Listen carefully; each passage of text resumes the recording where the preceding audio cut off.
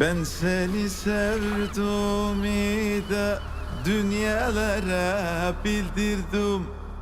Endirdin kaşlarını babanimi öldürdüm.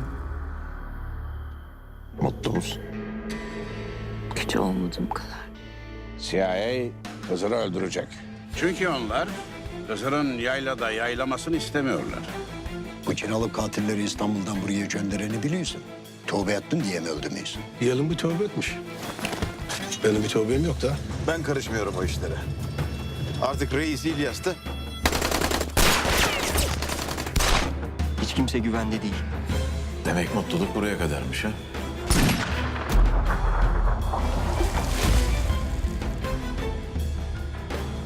Eşkıya dünyaya hükümdar olmaz.